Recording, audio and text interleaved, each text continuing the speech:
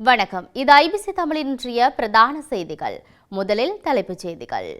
இரட்டை வேடம் போடும் பிள்ளையான், ஜனாதிபதி தேர்தலில் வெற்றியீட்டுவேன். விஜயதாச ராஜபக்சவுக்கு எதிரான தடை, நீதிமன்றம் பிறப்பித்துள்ள உத்தரவு. விக்கிலீக்ஸ் நிறுவனர் விடுதலை, அமெரிக்க ராணுவம் ரகசிய விவகாரம். காசா போரில் காணாமல் போயுள்ள ஆயிரக்கணக்கான குழந்தைகள். இனி தொடர்பட விரிவான செய்திகள். அரசியலில் இரட்டை வேடம் போட்டு இனமுறுகலை ஏற்படுத்தும் வகையில் பிள்ளையான் செயல்படுவதாக தமிழர் ஐக்கிய சுதந்திர முன்னணியின் உபதலைவர் ஜெயா சரவணா குற்றம் சுமத்தியுள்ளார். ஜெயா சரவணாவால் இன்று ஊடகங்களுக்கு அனுப்பி வைக்கப்பட்டுள்ள அறிக்கையிலேயே இவ்வாறு குறிப்பிட்டுள்ளார். குறித்த அறிக்கையில் மேலும் தெரிவிக்கப்பட்டுள்ளதாவது: கடந்து செல்லத்தான் நினைக்கின்றோம், ஆனால் அவ்வளவு எளிதில் கடந்து செல்ல முடியவில்லை. தற்போது கிழக்கு மாகாணத்தில் முஸ்லிம் பயங்கரவாதிகளின் அடாவடிகளும் அடக்குமுறைகளும் தொடர்ந்தவாறே காணப்படுகின்றன. அதாவது, தமிழர்களின் பூர்வீக வாழ்விட நிலங்களில் சட்டவிரோத நில ஆக்கிரமிப்புகளும் தமிழர்களின் கலை கலாச்சார பண்பாடு என அனைத்து விடயங்களிலும் முஸ்லிம் பயங்கரவாதிகளின் அடாவடித்தனம் தொடர்ந்தவாறே உள்ளது. மேலும் அண்மையில் நடந்த கவலையடையக்கூடிய சம்பவம் ஒன்றாக வீரமுனை வளைவு கோபுர விவகாரத்தை கூறலாம். இதற்கு பின்னணியில் உள்ளவர்கள் அனைவரும் வியாபார முகமூடி போட்டுக்கொண்ட முஸ்லிம் பயங்கரவாதிகளே ஆவார்.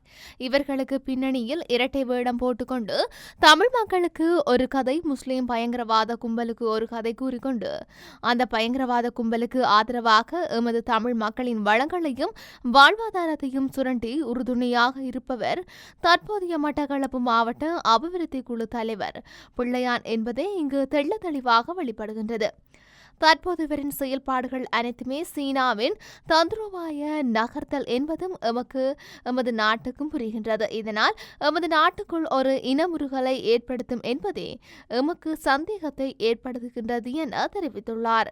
எதிர்வரும் ஜனாதிபதி தேர்தலில் தாம் வெற்றியீட்டுவேன் எனவும் அதன் பின்னர் தமக்கு எதிரான அனைத்து வழக்குகளும் அரசியலமைப்பின் மூலம் ரத்து செய்யப்படும் என்று நீதி அமைச்சர் விஜயதாச ராஜபக்ச தெரிவித்துள்ளார்.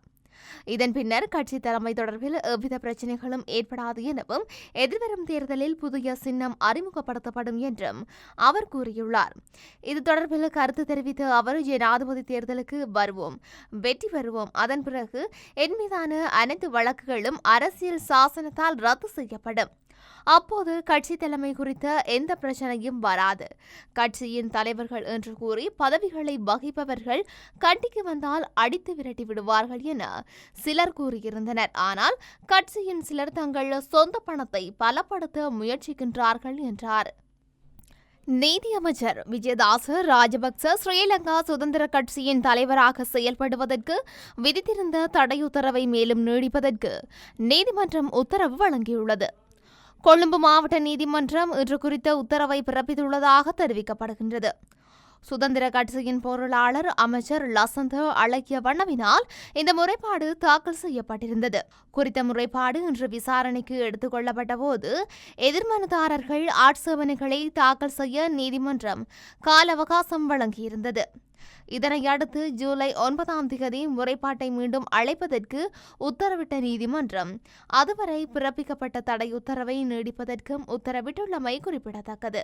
பிரபல ஆஸ்திரேலிய பத்திரிகையாளரும் விக்கிலீக்ஸ் இணைய நிறுவனருமான ஜூலியன் அசாஞ்சே பல ஆண்டுகளுக்கு பின்னர் சிறையிலிருந்து விடுவிக்கப்பட்டுள்ளார்.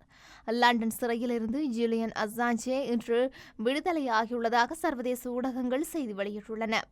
விடுதலை பெற்ற அசாஞ்சே தனது தாய்நாடான ஆஸ்திரேலியாவிற்கு திரும்புவார் என்றும் தெரிவிக்கப்படுகின்றது. விக்கிலீக்ஸ் இணைய நிறுவனமான ஜூலியன் அசாஞ்சே கடந்த 2010 ஆண்டு ஈராக் மற்றும் ஆப்கானிஸ்தான் போரில் ஈடுபட்ட அமெரிக்காவின் ராணுவ ரகசியங்களை வெளியிட்டு உண்மைகளை அம்பலப்படுத்தியதன் மூலம் உலக அளவில் அதிர்வலையை ஏற்படுத்தியவர். அமெரிக்க ரகசிய ஆவணங்களை வெளியிட்ட காரணமாக விக்கிலீக்ஸ் இணையதளத்தின் நிறுவனர் ஜூலியஸ் அசாஞ்சே மீது அமெரிக்க நீதித்துறை 18 குற்றச்சாட்டுகளை பதிவு செய்தது. அதன்படி அவர் 2019 ஆண்டு ஏப்ரல் 11 கைது செய்யப்பட்டு லண்டனில் உள்ள அதே உயர் பாதுகாப்பு சிறைச்சாலையான பெல்மார் சிறைச்சாலைக்கு அனுப்பப்பட்டார். இந்த நிலையில் அமெரிக்காவுடன் செய்து கொள்ளப்பட்ட உடன்படிக்கையின் அடிப்படையில் ஜூலியன் அசாஞ்சே மீதான குற்றச்சாட்டுகளில் இருந்து அவர் விடுவிக்கப்பட்டுள்ளதாக வெளிநாட்டு ஊடகங்கள் குறிப்பிடுகின்றன. காசா போரின் போது 21,000 பலஸ்தீன குழந்தைகள் காணாமல் போயுள்ளதாக சேவ் த சில்ட்ரன் அமைப்பு வெளியிட்டுள்ள அறிக்கையில் தெரிய வந்துள்ளது. அத்துடன் 4000 குழந்தைகள் இறந்ததாகவும் அவர்களின் உடல்கள் இடிந்து விழுந்த கட்டடங்களில் இடிபாடுகளில் சிக்கியிருக்கலாம் என்றும் குறித்த அமைப்பு சுட்டிக்காட்டியுள்ளார்.